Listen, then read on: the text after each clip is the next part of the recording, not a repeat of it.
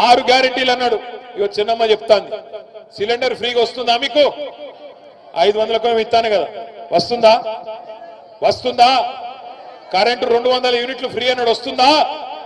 అక్క చెల్లె కటకుర్రి సోనియమ్మ కడుతుంది, సోనియమ్మ కడుతుంది అన్నాడు, కడుతుందా సోనియమ్మ? సోనియమ్మ ఆడవాయనో ఇందిరమ్మ ఆడవాయనో మనకు రేవంత్ రెడ్డి తలుపుకున్నాడు. పచ్చి మోసగాడు, పచ్చి అబద్ధాల కోరు. నిజంగా ఇవాళ రాష్ట్రం లెవెల్ మీదన్నా 420 చీటింగ్ కేసు పెట్టాలంటే మా ఆడబిడ్డలను కోరుతున్నా నేను. 100 రోజుల్లో ఇస్తా అని చెప్పి సంవత్సరం అయినా ఇయ్యనందుకు మొత్తం ఆడబిడ్డలు పెట్టాలి రేవంత్ రెడ్డి మీద చీటింగ్ కేసు, రాహుల్ గాంధీ మీద పెట్టాలి చీటింగ్ కేసు, కాంగ్రెస్ వాళ్ళ మీద పెట్టాలి గ్యారెంటీలు అని చెప్పి మాట దన్నినందుకు కేసులు పెట్టాలి.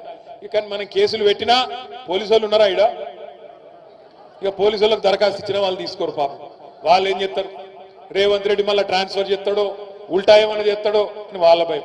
కాబట్టి మీరు కేసు పెట్టినా వాళ్ళు తీసుకోరు. అందుకే మనం ఒక్కడే పని చేయాలి. ఏం చేయాలి? ఓట్లప్పుడే సురుకు పెట్టాలి. మళ్ళా ఓట్లకు వస్తారు, ఎక్కువ దూరం లేదు. చేవెళ్లలో తొందరలోనే ఎమ్మెల్యే ఎన్నిక కూడా మళ్ళా కాబోతున్నది, ఉప ఎన్నిక కాబోతున్నది. మీరు గెలిపించిన ఎమ్మెల్యే మీరు కేసీఆర్కే ఓటేసిర్రు, ఓటేసి గెలిపించిర్రు. కానీ ఆ ఎమ్మెల్యే ఏందో కానీ రేవంత్ రెడ్డి సంకలది వచ్చిండు. ఇప్పుడు పోయి రేవంత్ రెడ్డి గారు సంకలది వచ్చిండు. ఎందుకు పోయినవా అంటే అభివృద్ధి కోసం పోయినట్టు. ఎవరు అభివృద్ధి కోసం పోయినావు? నువ్వు ఏం అభివృద్ధి చేసినావు ఈ సంవత్సరంలో?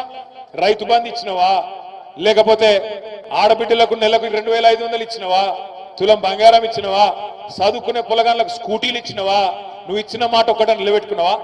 ఏం అభివృద్ధి అయింది ఈ సంవత్సరంలో? ఉన్నది వీకింది. కాబట్టి నేను అంటున్నా, రేపు ఎలక్షన్ వస్తుంది.